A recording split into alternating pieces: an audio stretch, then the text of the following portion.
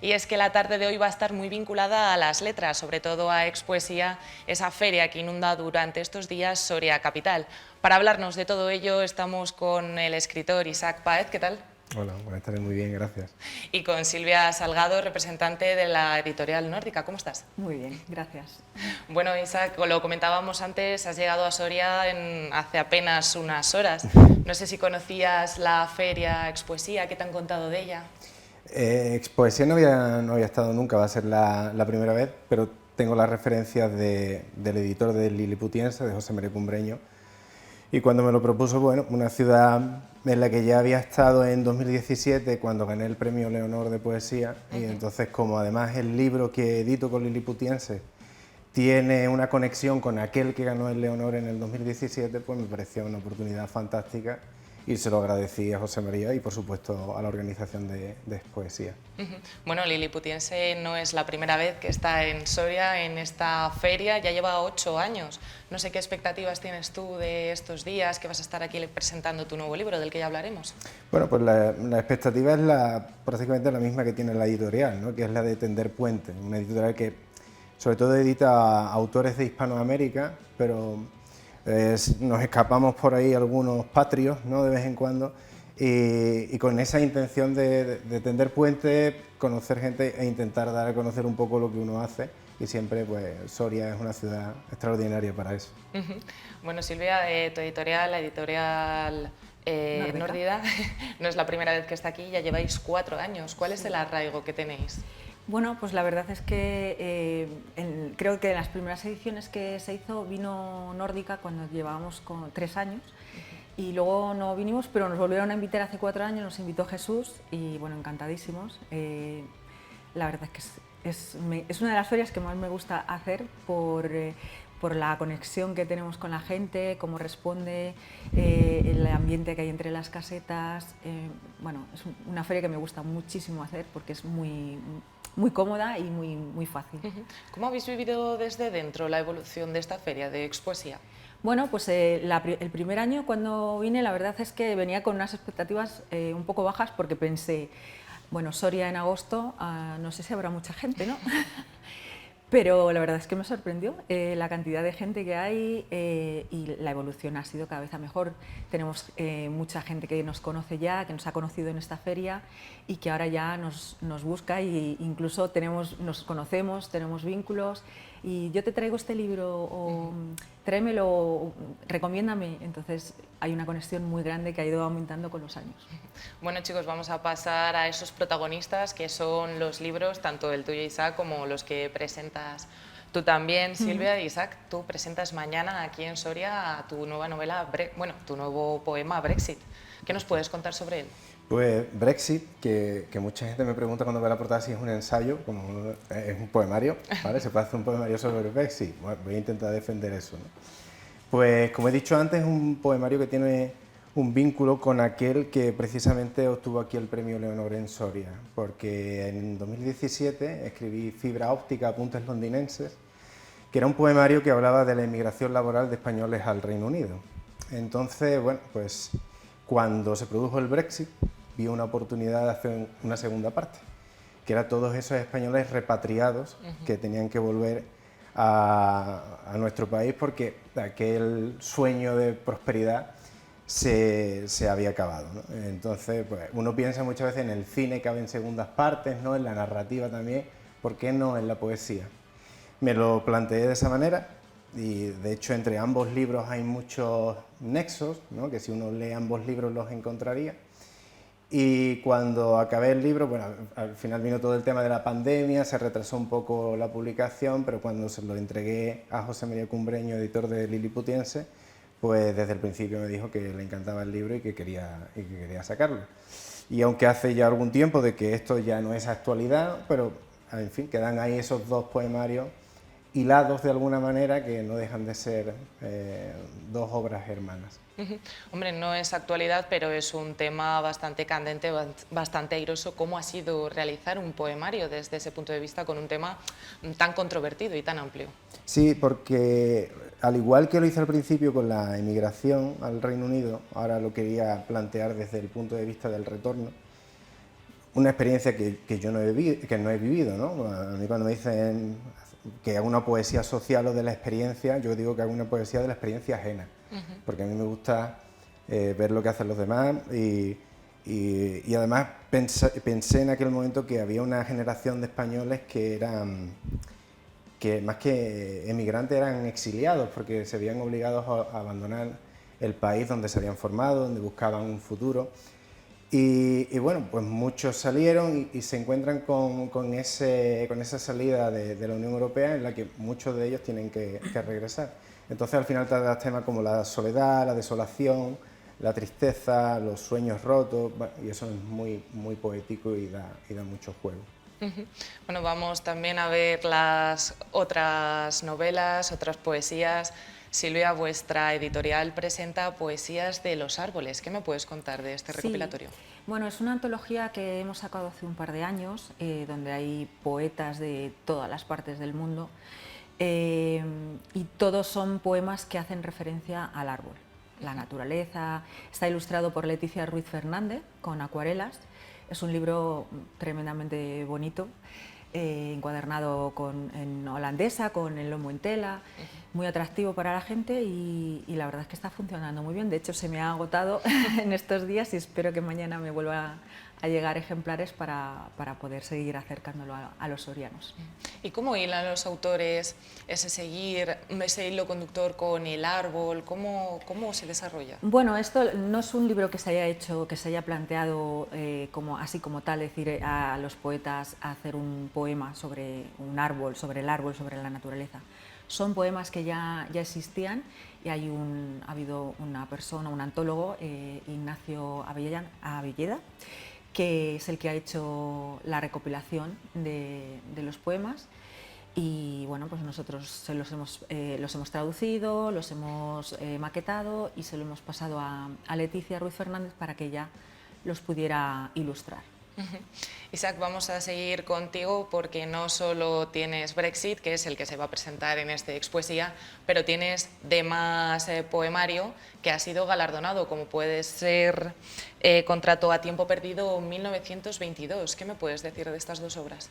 Pues Contrato a tiempo perdido va en la línea de esta poesía social, ¿no?, que hablaba antes. Un poemario que salió en 2009 y se planteaba con una estructura de un contrato laboral, ¿no? De cómo el mundo laboral lleva una desolación y el sujeto poético asumía esa idea. Y en 1922 cambió un poco de registro, porque 1922 es el año en el que se editó el Ulises de Joyce, Trilce de Vallejo y La tierra baldía de Eliot. Entonces, partiendo de ese año en el que se hacen tres obras capitales para la historia de la literatura y de ruptura con lo que era la literatura hasta ese momento, quise hacer un poemario en el que se mezclara la actualidad con ese año 1922, intentando romper de alguna manera las estructuras del tiempo entrecruzando imágenes. Y ese libro fue premio Antonio Gala, si no recuerdo mal, en el 2014.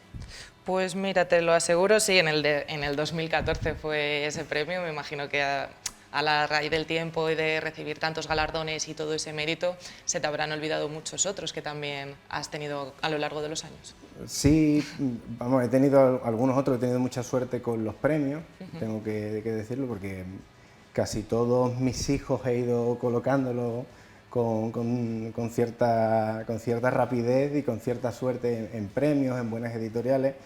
Y claro, son 11 poemarios, si no recuerdo mal, lo que tengo editados hasta el momento y un par de novelas. Entonces sí, me dejo algunos por el camino, pero quizás de los que más orgullo siento sean estos dos que tú has nombrado, junto con el que fue premio Leonor aquí en Soria. Y uno que a la par que ha salido Brexit, he editado otro libro que se llama Los versos de Lázaro, que dedico a mi hijo Lázaro, que es autista. Y es un poemario que habla sobre la experiencia de la paternidad en tiempos de pandemia. Isaac, veo que tienes mucho repertorio dentro de estos poemarios que tienes. ¿Cómo es tocar los diferentes palos? Para mí es muy atractivo, porque yo siempre digo que eso de que hablan por ahí cuando dicen este autor tiene una voz propia, yo desconfío mucho de esa expresión, porque a mí me gusta ser una Thermomix literaria. Yo asumo tradiciones y me gusta jugar mucho con eso.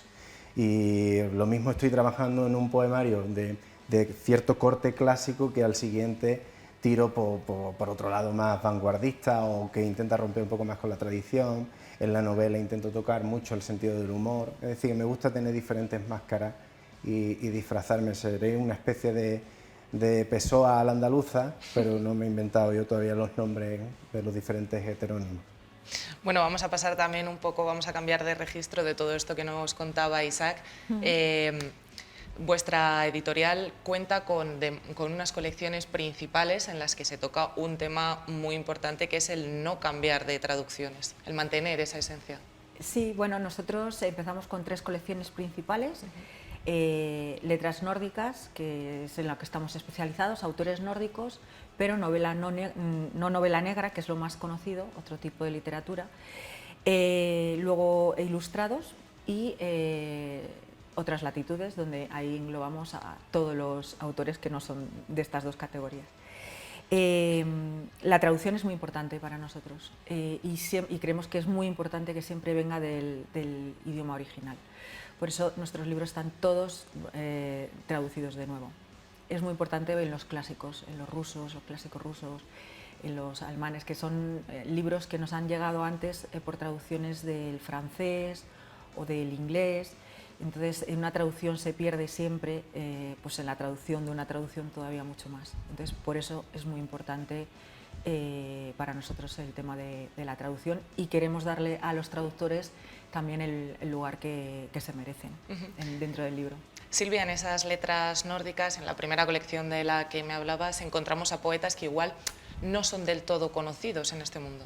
Bueno, tenemos por ejemplo a Tranströmer, que ha sido premio Nobel, fue premio Nobel en el 2014, creo. Ese dato no lo manejo.